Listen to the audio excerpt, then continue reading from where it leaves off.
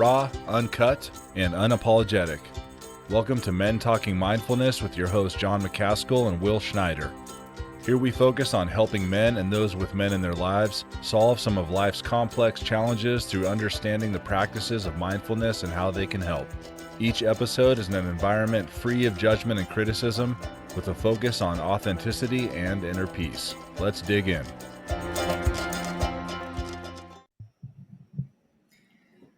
How many times does a coach tell an athlete to pay attention? Hundreds, maybe thousands of times. But how many times have they been taught how to pay attention? That's a quote from today's guest, Chad McGehee. He's the director of meditation training at the University of Wisconsin and founder of Inner Edge Meditation. Chad will help us understand today how meditation is enhancing athletic performance, but more on Chad in a moment. And I just want to say welcome back to Men Talking Mindfulness. We're so happy you're joining us today. Each week, my co-host Jon McCaskill over there in Colorado Springs and I break down and demystify an aspect of mindfulness and make it meaningful to you. And once again, thank you so much for listening. We have some exciting announcements first. So Jon, it's great to see you. It's great to be back on the air with you. How are things? Oh man, they're great. It's been a wild few weeks and looking forward to this next season. Great to be back here with you and excited to get in this conversation about how meditation can enhance athletic performance, which, at first glance may not be super intuitive to kind of make that leap, but excited to get into that. That said, we do have, like you said, some great announcements to make. The first one being that we're going to actually do our first retreat. So Movement RX founder, Dr. Theresa Larson, who's been a guest on our show a few times. We're going to be teaming up with her and Movement RX to run this Men Talking Mindfulness Movement RX retreat in Durango, Colorado. So we're going to escape the chaos of life and enjoy a long weekend in scenic Durango, Colorado. It's a beautiful spot out there. We are tired of all the noise that life throws at us. So we designed this mindfulness retreat so you can start to rewrite your story and cultivate the joy you've been missing. Over these 4 days, you will learn what you are capable of as we explore through our community experience various methods of mindfulness, movement, and just plain old fun. So the retreat is September 16th through the 19th. That's a Friday through Monday. And by Monday, you'll leave the ranch feeling renewed, invigorated, and equipped with new tools to tackle life's challenges head on. And it gets better. After this incredibly insightful 4 days, we won't leave you stranded with all this enthusiasm and new knowledge. To keep your mindful going and growing, included in this retreat is a 4-week post-retreat integration program where we'll all meet virtually for the following 4 weeks and double down on the tools you've learned and work to weave these practices and insights into your daily life. So if you're ready to join us in person for an in-person retreat in beautiful Durango at the Colorado Trails Ranch, sign up and learn more. And we'll put the link in the comments, but it's mentalkingmindfulness.com/retreat. We only have 17 spots for this retreat. So if you snooze, you might miss out. So we definitely want to see you in person. That said, here's another thing. We got another announcement. We've opened up the MTM merch store once again.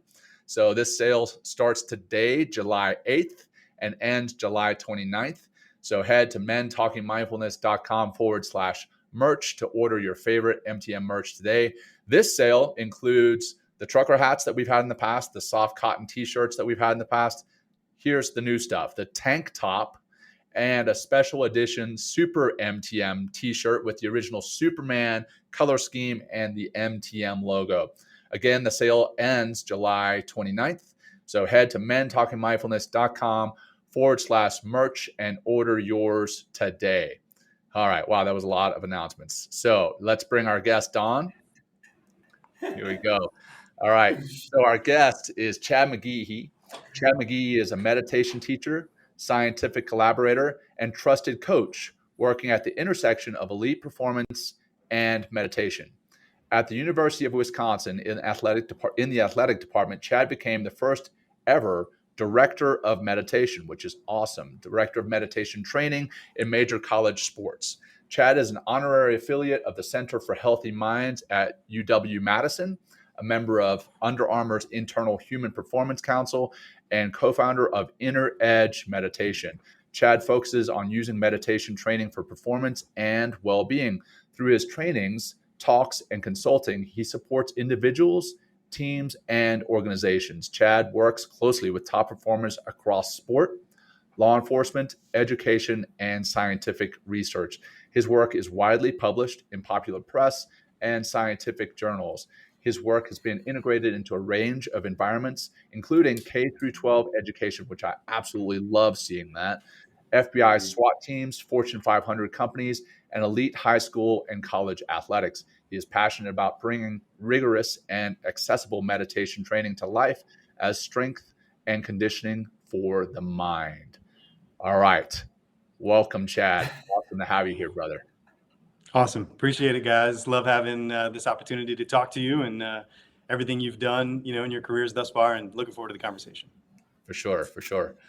And Will, as I was telling Chad before we hit record, the way we do this, if you're listening in for the first time, if you're part of the audience and you're listening in for the first time, we kick the show off with an opening practice, and we close the show up, I guess, with a closing practice. And Will is going to open it up with our first opening practice.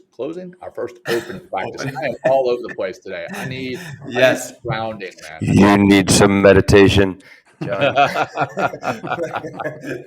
It's all good. Hey, and why do we do this? Well, we do this really simple practice just to see how quickly and easily it is to hit refresh, get a little calm, relax, have an open mind, calm down from stress and anxiety. We're just going to come back and once again and do some simple breathing. So wherever you are, whatever you're doing, you can do this with your eyes open driving, or you want to sit down and close your eyes. That's awesome. We'll just ground your feet on the floor. Take a little moment, ground yourself. We'll start with a little exhale out the mouth. And help on those exhales to help release that stress out. Imagine it kind of leaving your body and dropping deeper into your feet or into your sit bones or both. And let's take a big giant inhale through the nose. And exhale out the mouth.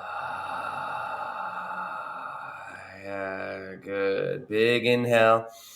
Try to fill the big balloon in your torso, and from the bottom, the middle, all the way to the top of the chest. Feel that lift. Take one more sip of air through the nose. And exhale out. Let's do a few more. This is called a double tap breath, right? So we're going to take a big inhale.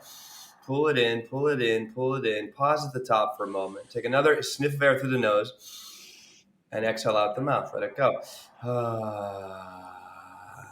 Nice, everybody. Let's do 3 more. Big balloon breath in. Keep going, keep going, keep going. Take that pause. Take that another sniff of air. And let it go out. Calm, relaxed, easy, chill out kind of exhale. Last 2 in. Hold, another sniff. Let it go out.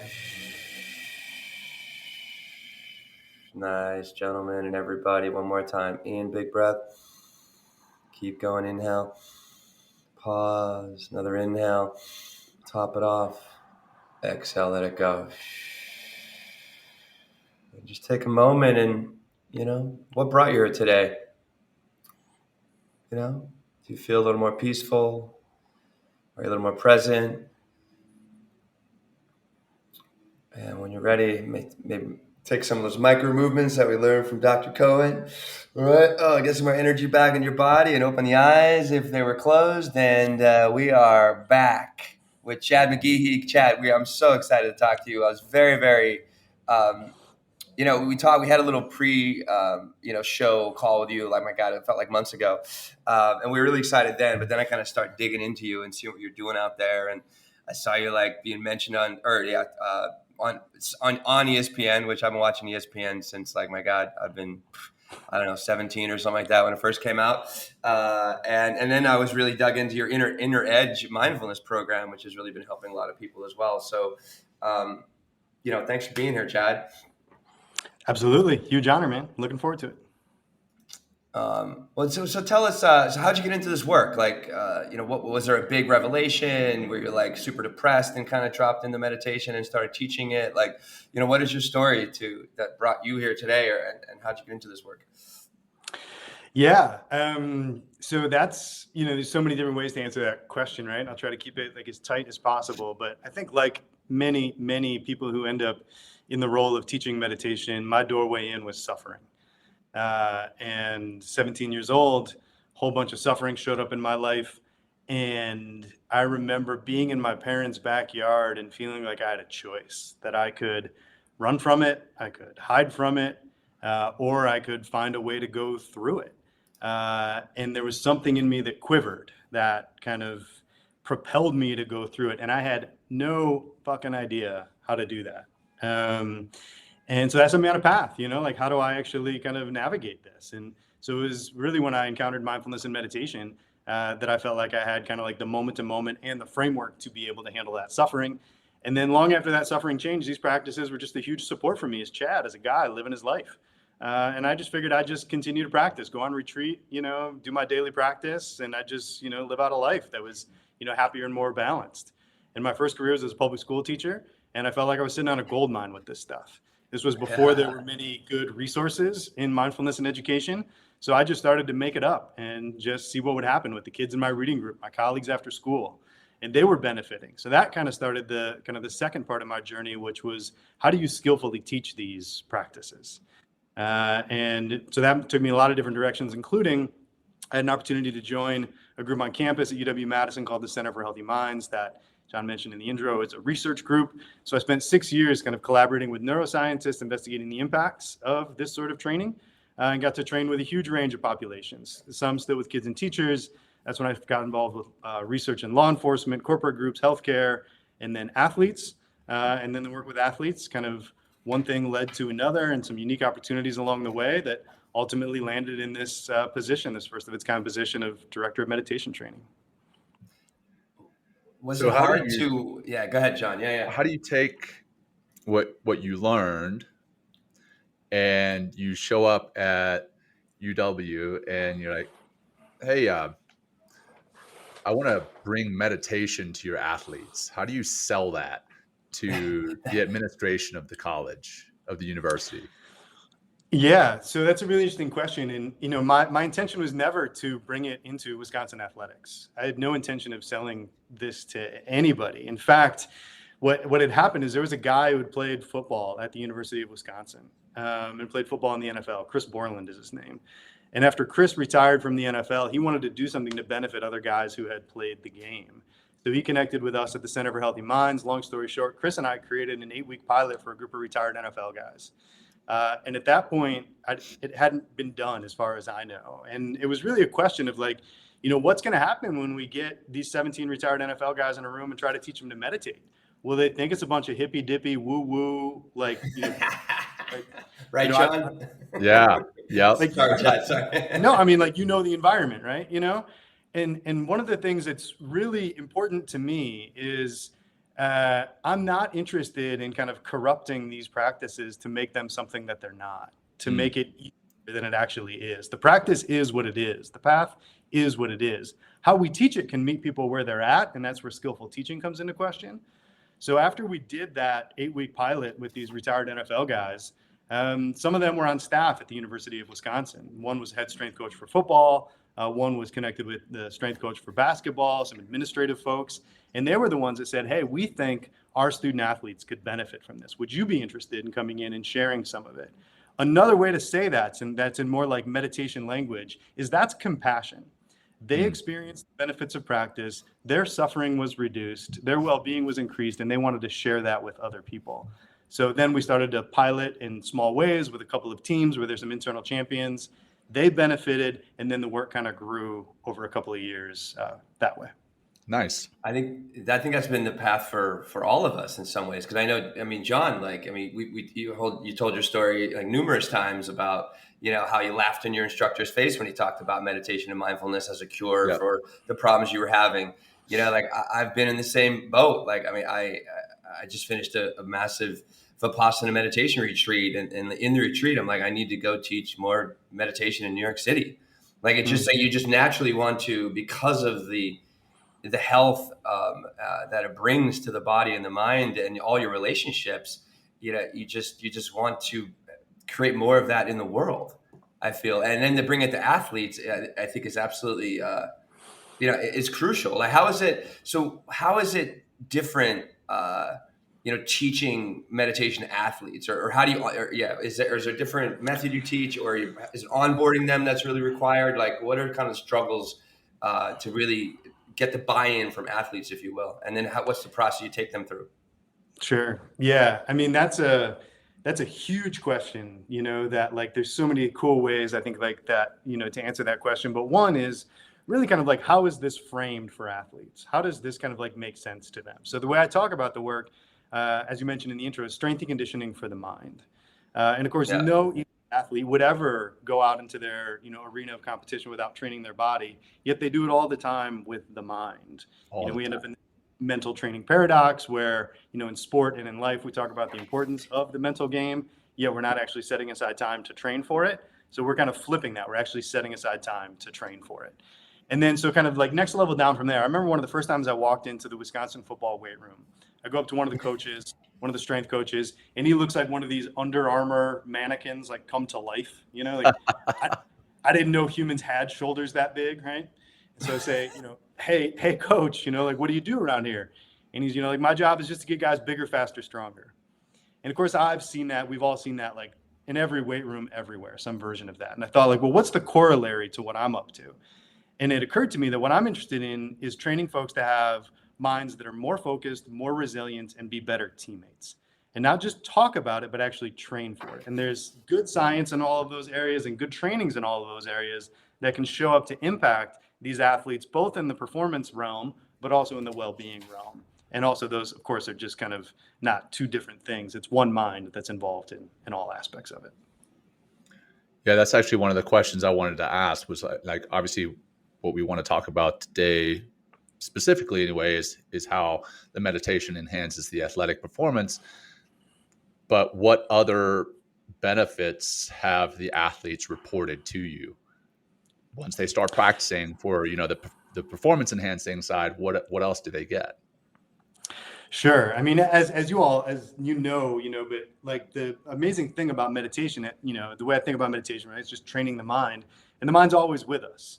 So whether the motivation initially is to train the mind for a performance orientation, the mind is still with you for these 18 to 22-year-olds when they're in class, when they're hanging out with their friends, when they're with their family. So the benefits can show up across all of these areas. So recently I had an interaction with one of the football players who came up to me in the weight room, right at me, kind of grabbed me by the shoulders, square in the eyes, and is like, hey man, ever since we started doing this, the anxiety that I've struggled with my entire life, I finally have a tool to work with it. And then he grabbed my hand, shook it, turned around, and walked away. So just like profound tools, right, to navigate their life. And one of the things that I love, absolutely love about what we're doing here is that this is just embedded training into their overall training. Like they don't have to go search it out. They don't have to like kind of demystifies it. The strength coaches, the sport coaches are giving me time to come in. So this is just a normal part of training. And so then those benefits can show up wherever they need to for these guys, right? And that's the way the practice works, right? Like the practice kind of goes where it needs to go for each individual. We just give them the tools and the ways to navigate it. And then folks have to figure out kind of exactly how it's going to show up in their individual life. Nice. You mentioned, I have two questions. One from, I would love to know, and how long have you been implemented this in at the University of Wisconsin? It's 2 years, I think you said, right? So yeah, I've been in the position full time for 2 years, and probably like 2 or 3 years of consulting before that. And you, I think, in our poster, you're holding a giant NCAA trophy for the volleyball team, right? And they just won their first national championship in 2019, was it, or something? I think last season, 2021. Last season. 2021, and all of I know you have the football team that you're working with. Are you working with all of the athletic programs at the University of Wisconsin? Is that so in some capacity, yes and no. So this is an optional training. I think it's a really bad idea to make people meditate. I think it's a really good idea to expose people to what meditation is. So, in a college athletic environment, at Wisconsin, we've got, these 23 teams, and these head coaches, have a lot of jurisdiction on what happens in their training environment. So, kind of little by little, we continue to add more teams as, word gets around, as benefits are there, as kind of some of the scientific evidence is there. But it kind of just allowing it, just like a personal mindfulness or meditation practice, it kind of has to progress on its own in its due time. Kind of forcing it to develop is a recipe for disaster. And from the enhancement standpoint, like, so how does it, what are the results that you've seen from your meditation program? Because you mentioned better teammates, and then also what are the results you're seeing or hearing from the athletes as far as their actual performance, like in competition? Sure. So there's a lot of them, but just kind of a couple off the bat. So I would imagine, most folks like listening to this, have probably experienced a little bit of mindfulness, even if it was just like what you led to kind of kick us off today.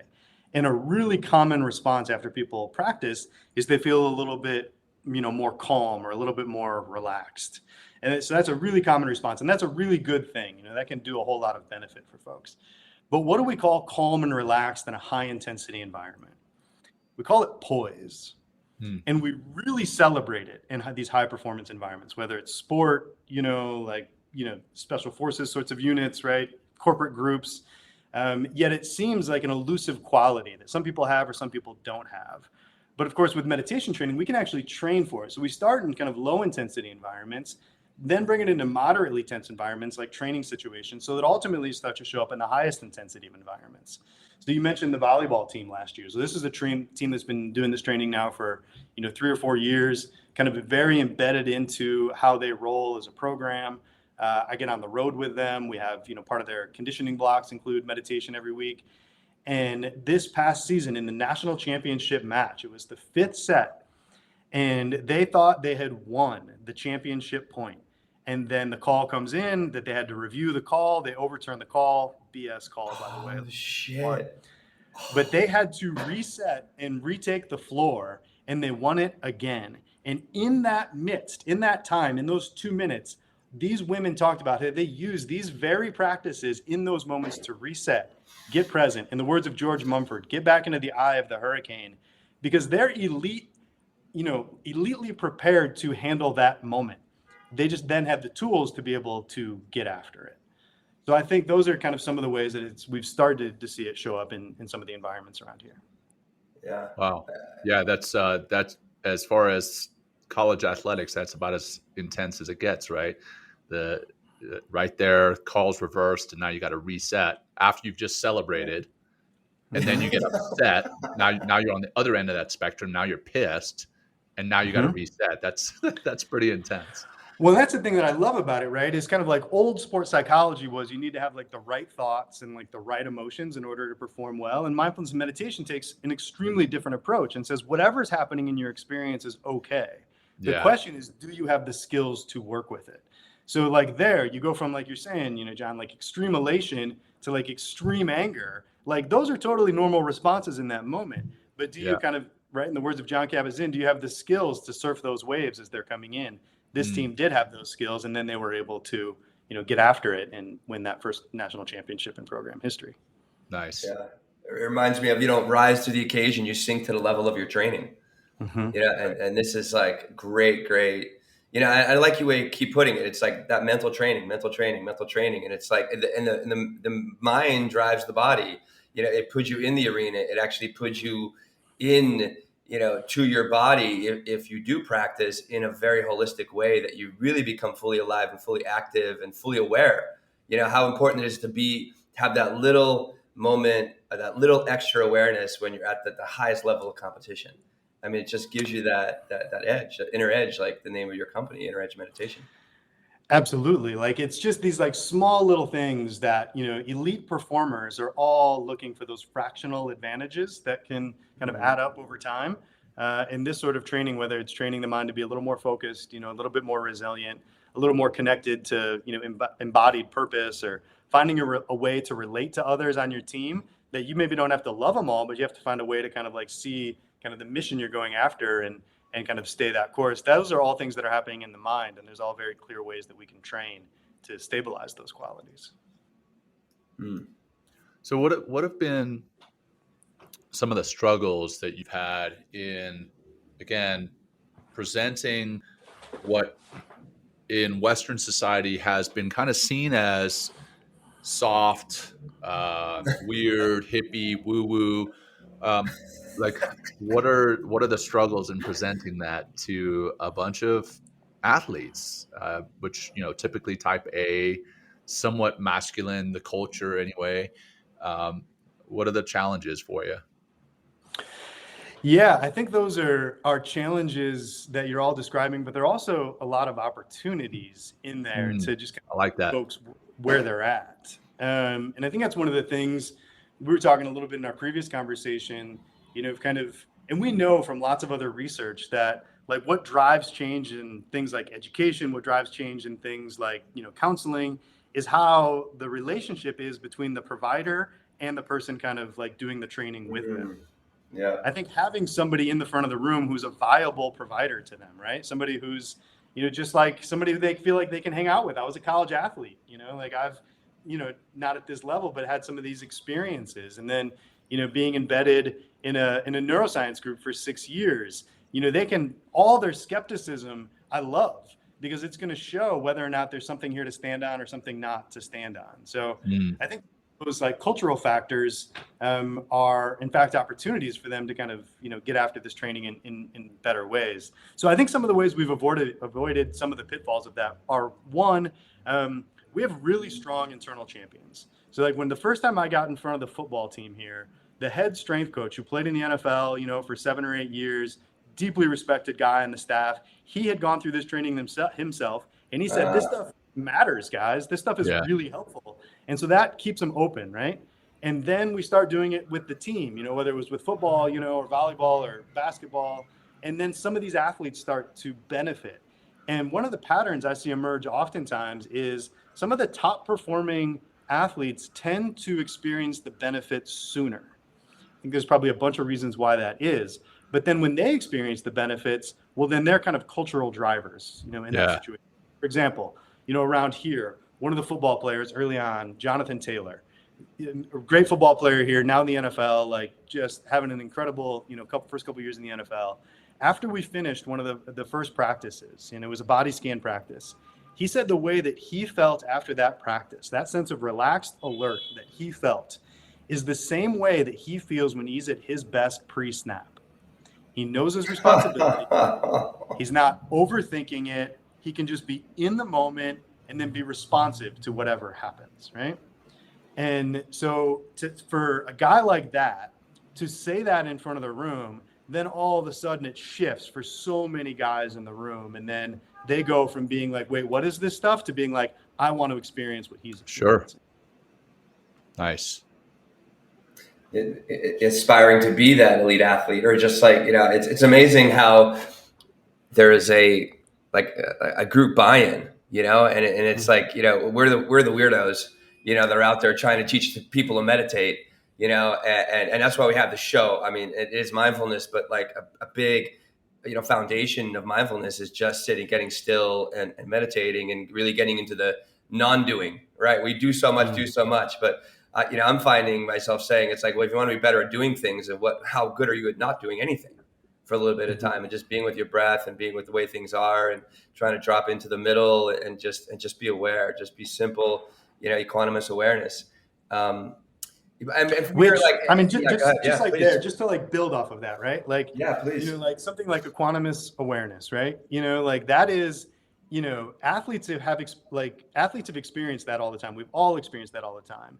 And for an athlete, they may refer to it as something like when they're playing their sport as being in the zone, being in flow, right? Like there's that like 100%. Unperturbed depth that they are experiencing, right? Like, because I would imagine we agree on this point, like equanimity is an inherent human quality. It is there all the time. All the practice does is allow us to tap into it, to train to experience it more often. So these athletes oftentimes have already experienced it, but for them, it seems random. Like it's great when it's there, bummer when it's not. So what we're doing is setting the conditions to experience it more often. We can't make it happen, but in the same way that you can kind of set the conditions for strength to be gained, you can set the conditions for more equanimity to come up, or set the conditions or more flow or being in the moment or being in the zone to come up. And then that makes sense to them. And then when they get in there and actually do practice, they actually do the training, we kind of go through these training blocks and they start to see it show up in their lives. Then it's no longer, there's no convincing that's happening. They've already tasted the fruit of the practice, the benefits of the practice, and that's what keeps them kind of coming back and wanting to do more. I feel like to come back to what you, like the quote that I used earlier, like they're told all the time, focus, focus, focus, but never really taught how to train or to focus, how, right? And they train Jonathan Taylor. So I watched that ESPN, the clip on your website about him and him talking about his experience of meditation. And, he goes into, and all these athletes, they train. I mean, and they work and they work and they work and get bigger and bigger and have all these like physical skills.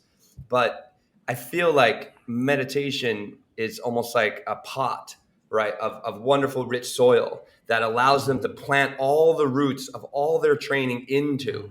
Because, like, again, it's like, Goenka, my teacher for Vipassana, he says, mind matters most. Mind matters most. And if you are not conditioning your mind in order to really become fully alive and fully activated from the inside out, then, I think you're missing a lot of your full human potential. And I think we're going to see, and oh my God, this is meditation. I think it was the Seahawks, like, didn't they when they won the Super Bowl back to back or something like that, or Pete Carroll was a big, yoga meditation person with his crew. I think a lot of professional teams are bringing, these practices. I mean, yoga is definitely a part of, it's kind of like a meditation and movement. It's really a great way to prep the body. But again, just get into that non-doing and sitting really helps to, really activate the body from the inside out. And I feel like does give that edge. I mean, I feel it in just the way in my teaching. I'm not like an athlete anymore, but I just feel more confident. There's something about it that just gives you that inner advantage, that inner edge. Like, and I keep coming back to that word, that name, because it really makes a big difference. It's not about the speed of your body necessarily all the time, but like how relaxed and calm is your mind, which really makes that lights you up. Yeah, I mean, without a doubt. I mean, I think just kind of build off that for a second. So like if we, we do whatever practice we do, right? And we take, 5 minutes or 10 minutes or wherever it is. And we kind of shift from that, like, human doing to human being sort of thing. In that time, what starts to happen for all of us when we begin to meditate is all the habitual parts of our mind continue, and we just get to see it, right? We get to observe it. And normally it's happening outside of awareness, and it's just driving behavior, like you're saying. But in these sorts of contemplative practices, we get to see that process unfold, and we get to develop that non-reactive space to seeing it. So for athletes, one of the ways that this can come up, right, is any elite athlete is going to experience doubt. It is just part of the path. Right? If you're kind of not experiencing doubt, like you're not kind of reaching those upper echelons, right? But doubt is just like an emotional mental pattern that comes up.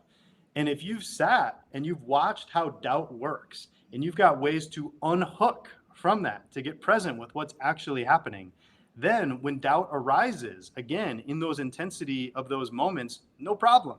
You've already developed skills to be able to work with it. In the same way that you spend all the time, doing certain athletic things so that in those intense moments, no problem what happens. You have the skills to work with it. So meditation, I see, is kind of no different from that. Yet it gives us a way to train things that for many folks don't seem trainable. They just seem kind of like either you got it or you don't. Right. And meditation, of course, takes a different approach to the mind. What's the science? I know we've spoken about the science on past episodes, Will, but for listeners who may not have tuned into past episodes, physiologically, for your athletes, when they're sitting down and they meditate for the first time versus how they are wired when they meditate, 8 weeks, 10 weeks later, what's happening there? Sure. So one, just kind of at like a very kind of like level one stage, we as humans have, what scientifically is referred to as neuroplasticity, that our brains are constantly being trained. But neuroplasticity is kind of inherently neutral. It's just happening. The question is kind of who's in charge of that process. Is it, swirling winds of circumstance that are kind of training for certain qualities of the mind? Or are we choosing to train for certain qualities like stability, equanimity, like focus, concentration, like open monitoring, kind of perspective? Like we can train for those qualities. So, but when we start to train for it, it's, the strength and conditioning for the mind. So it kind of rests on neuroplasticity. From there, there's really good scientific evidence that this sort of training can impact folks in a whole host of beneficial ways, on the physical side, kind of the emotional side, mentally, and of course, all of these are linked up. Specifically for mindfulness and meditation in sport, we are very, very early days in what we know scientifically. So there's some evidence that these sorts of practices can affect things like focus, affect things like resilience, but we're still, figuring a lot of this out. So that's one of the reasons, around here, I think it's so important that part of the work that we're doing is integrated with scientific collaborators so that we can continue to add to the empirical evidence of what we know scientifically, especially at these more kind of intense levels of sport. A bunch of the research that's happened in sport environments before hasn't happened at quite these competitive levels. So Sure. Early days, but there's good reason to be hopeful. Yeah. It's nice to be in the game so early, like all of us, right? It just feels great to be able to, I think our job, or part of our job as teachers is also be a salesman.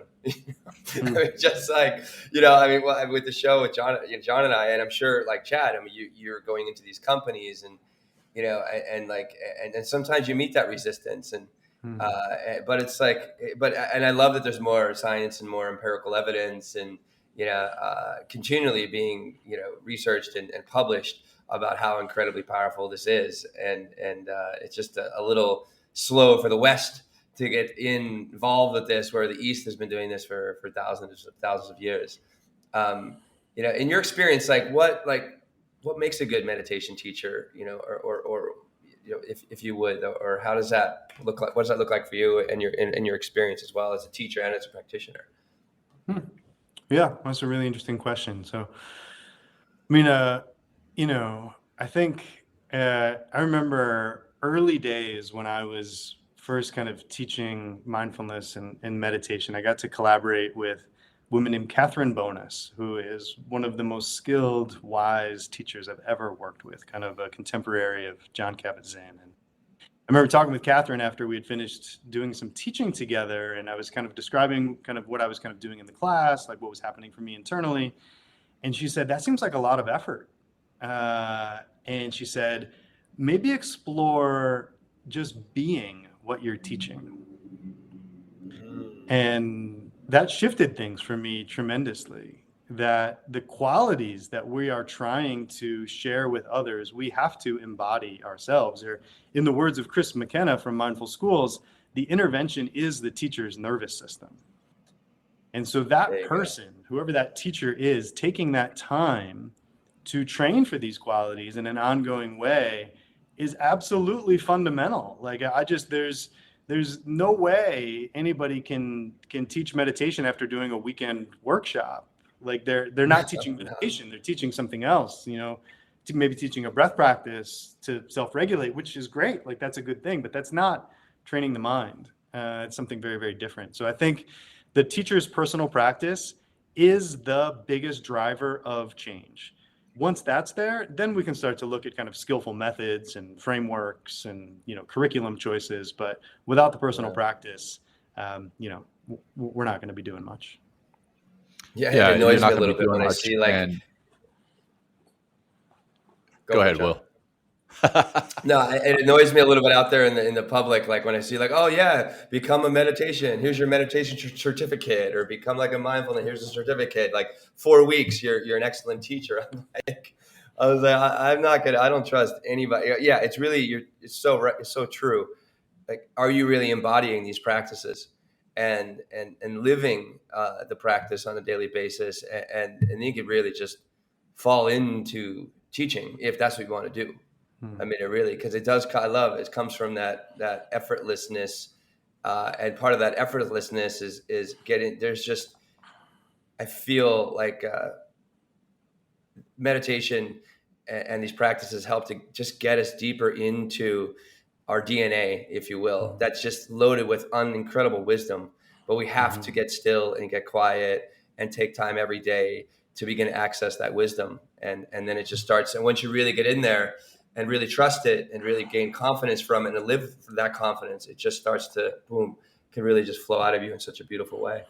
Yeah, I mean, even like at like a very kind of logistical level, I know when I was first starting to share these practices with anybody, with like kids, in my reading group or some colleagues, I was like scripting out my guided meditation. And then of course, like things like shift over time. Some of it's just comfort and experience. But then as my practice also deepened, what I'm doing when I'm leading a guided meditation, yes, I'm thoughtful about the audience and kind of like how to structure it to them, but I'm just describing what's happening internally. And so then I'm practicing with them as I'm leading the practice. And I think for folks who are kind of new to practice, that's just not possible early days. So we need to kind of continue to support those folks to deepen their own personal practice. Yeah. And then the audience, if you don't have that personal practice, it becomes apparent pretty quickly, right? Okay, yeah, you went to a weekend to learn how to be a meditation teacher. You learned some basic breathing exercises, and that's what you're running us through.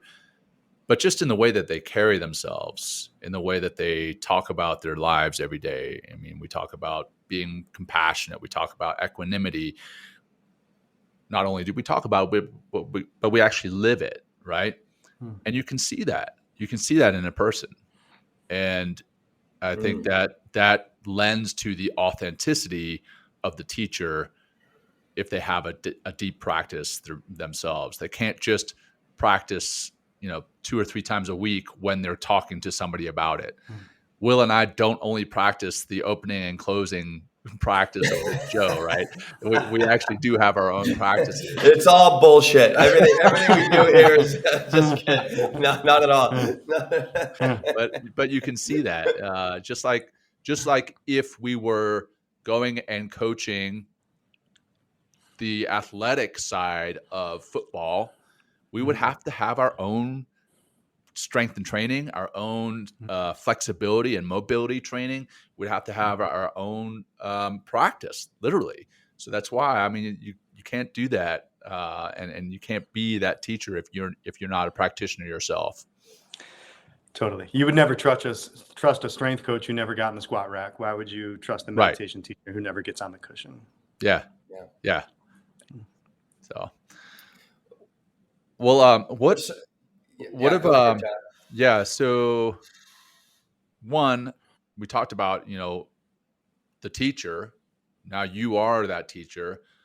How do you introduce it to the athletes? What's like the beginning practice that you do with them? I remember when I was, learning meditation, it became suddenly apparent to me that I had done some of this stuff in the past, but it wasn't called meditation, right?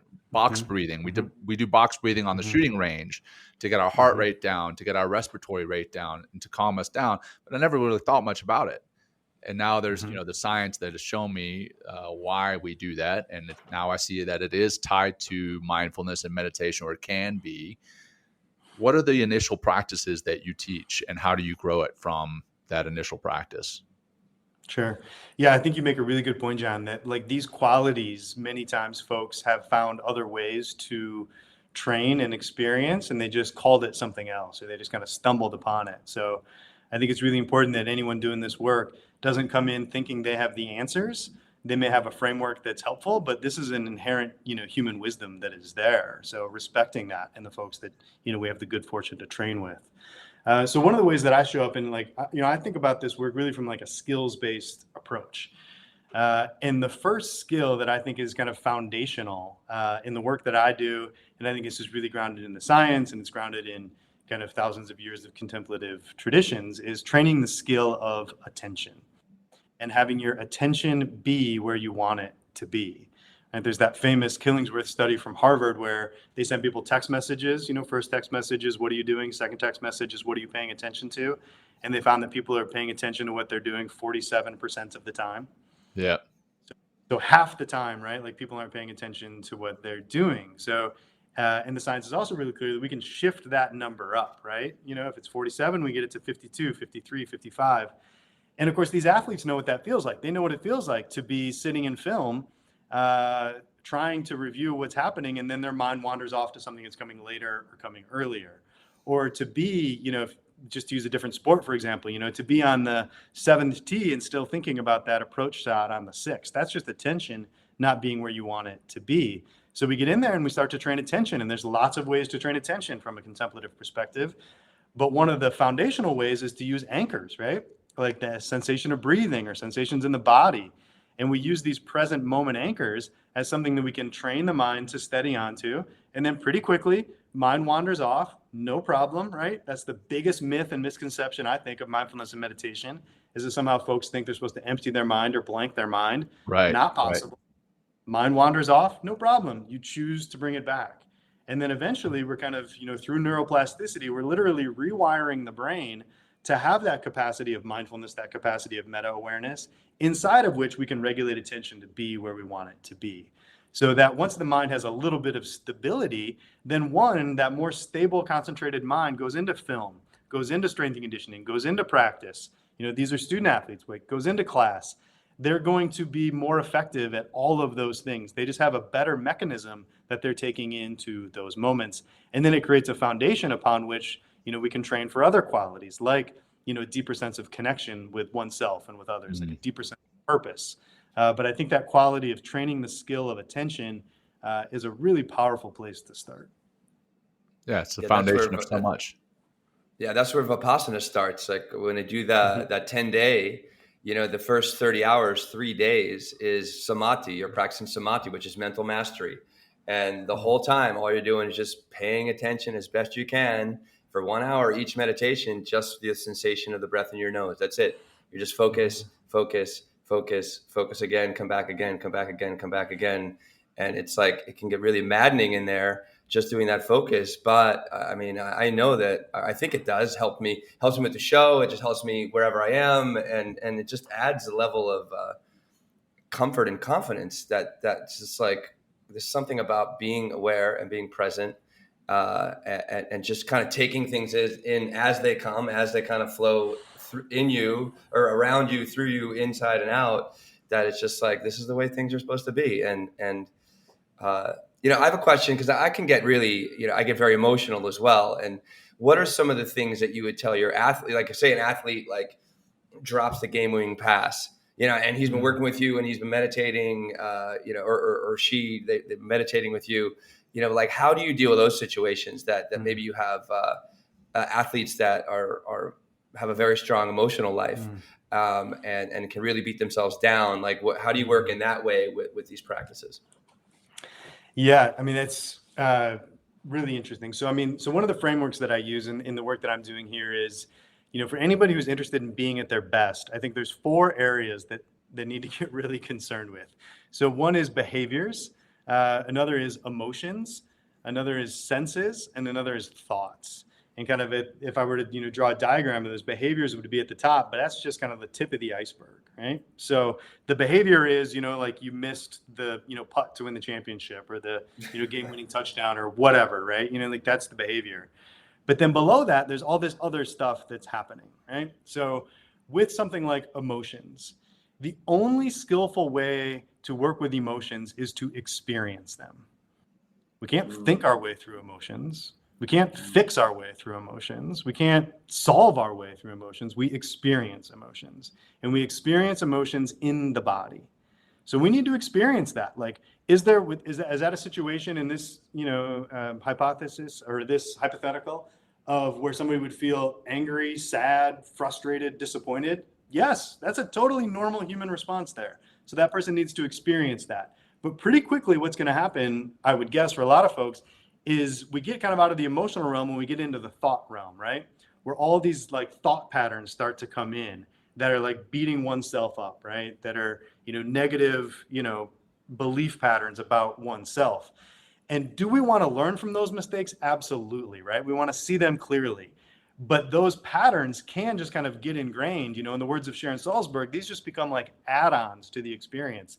that are no longer true. Or like in the contemplative metaphors, like there's the first arrow and the second arrow. The first arrow is you miss the putt.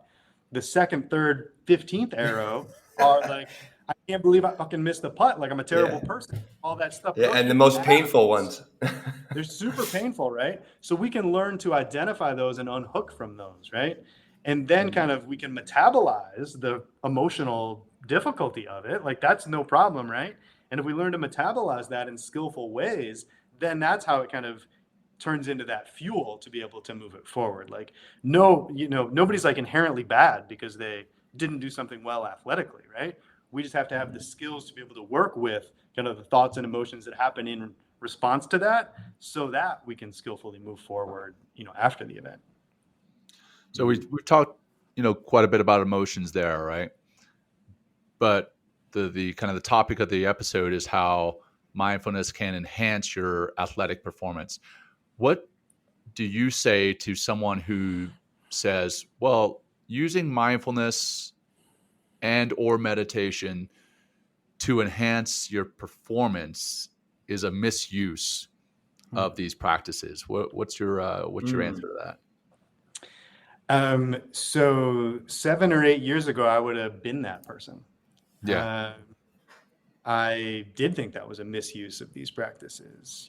These practices were intended to, see clearly the causes of suffering and reduce the causes of suffering. That's what they're about. And clearly I've had a change of that over time. So a couple of the ways that I think about it now is with the meditation training that we're doing here is we're training the mind for performance and well-being, kind of as we've talked about before. And these two things are kind of deeply intertwined.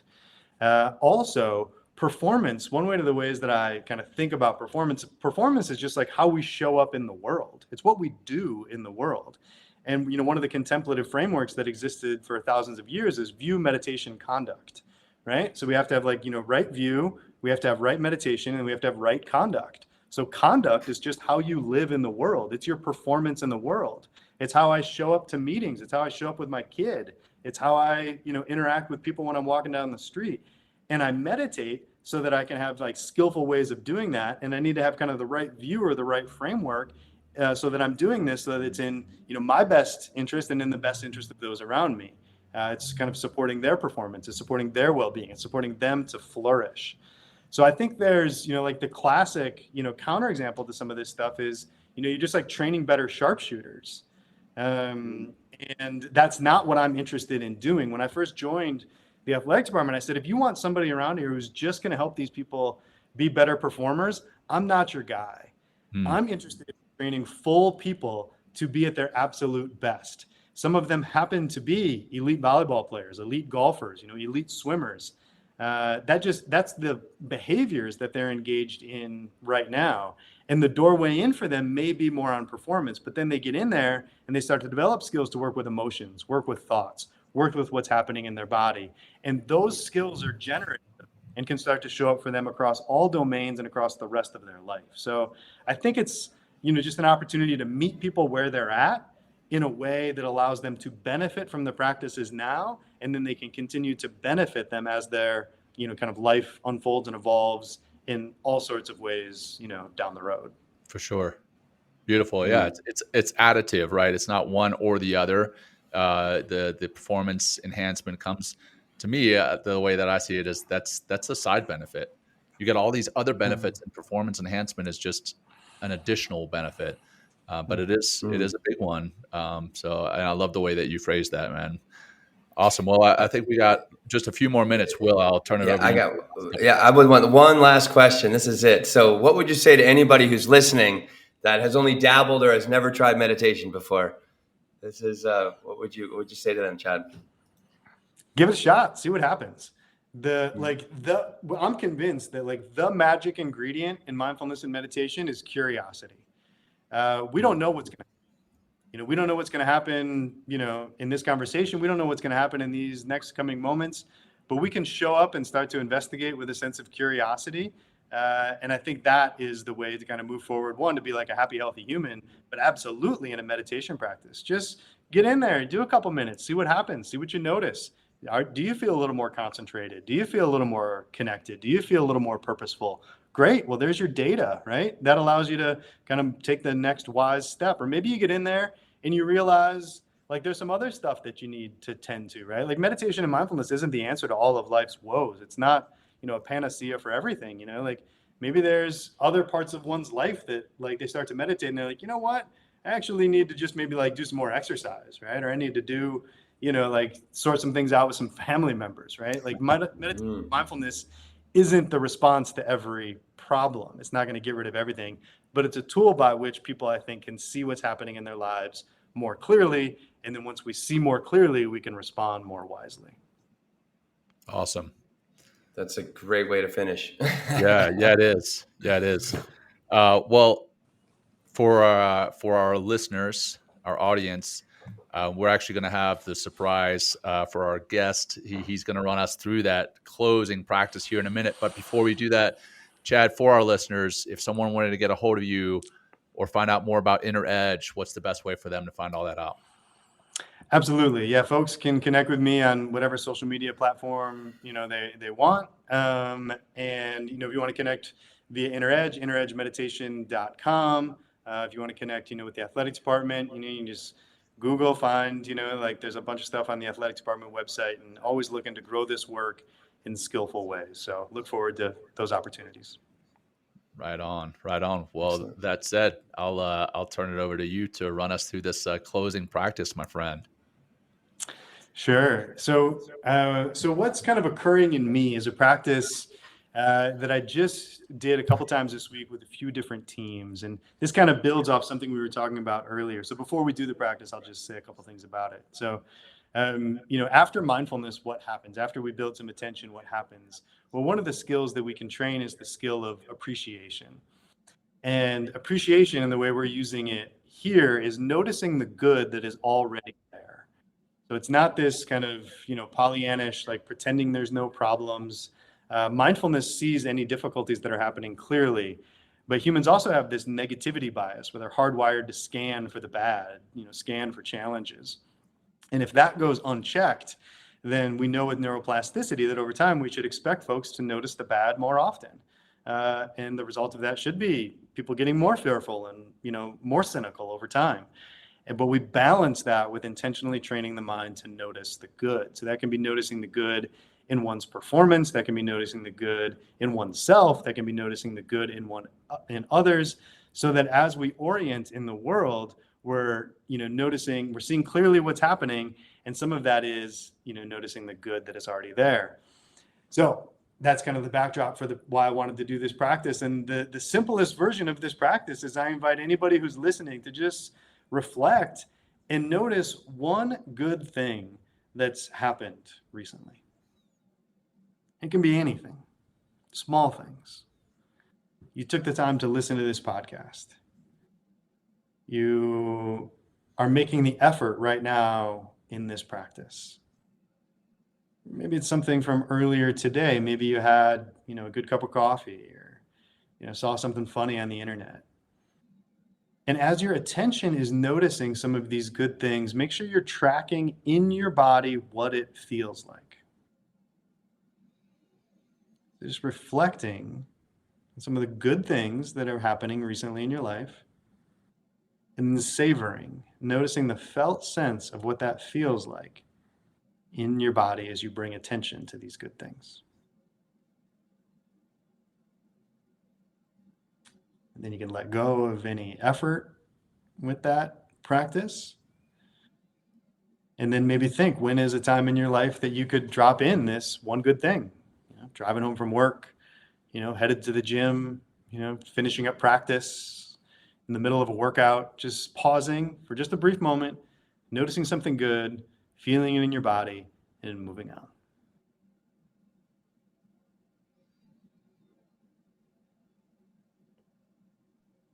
That's what I got, guys. Awesome. Thank you, Chad. I had, I'll just tell you really briefly and we'll close like we're done. I taught outside yesterday on the waterfront in New York, and my friends came down with their kids. And actually my buddy's brother came down. He played live music on the waterfront in New York, which is amazing. I had like 10 or 12 students there, which was great. But then my friends brought their two kids down who they're like 2 years old. and they're like running through the class, and like I've known them since they're like 0. So it was just so much fun to to have that entire experience, to be teaching yoga, to listen to this amazing live music and the handpan, and have all these kids and the joy, and I'll bring. I've been feeling that all day today, and thank you for reminding me more of that and bringing more of that to everything I'm doing. And Chad, I can't thank you enough for your time, your wisdom, sharing all this with us today, and also spreading more meditation in the world and to places that we don't think it fits, but quite well, but it does. And like I said earlier, we're all kind of on the forefront of bringing these practices to more and more people, and to more and more places. And I just overall, I feel this is going to just start to seemingly or like get rid of some of the absolute chaos that seems to be going on in the world right now. And thank you so much for Chad. Chad, anything else before we go? Yeah, thank you for the opportunity to join. And also, I think to both of you, for your practice leading up to this point and doing this work to kind of share the benefits of this in the world, so that hopefully the wake that is behind us is a little less turbulent and a little more equanimous than it was before we showed up. Amen. Amen. Thank you so much, Chad. And for our audience, make sure you sign up for that retreat. That is mentalkingmindfulness.com/retreat, or buy our stuff. Dang it. That's mentalkingmindfulness.com/merch. And until next time, take care and peace. Peace, guys. Thank you, Chad. Joining us today. We hope you walk away with some new tools and insights to guide you on your life journey. New episodes are being published every week, so please join us again for some meaningful discussion. For more information, please check out mentalkingmindfulness.com.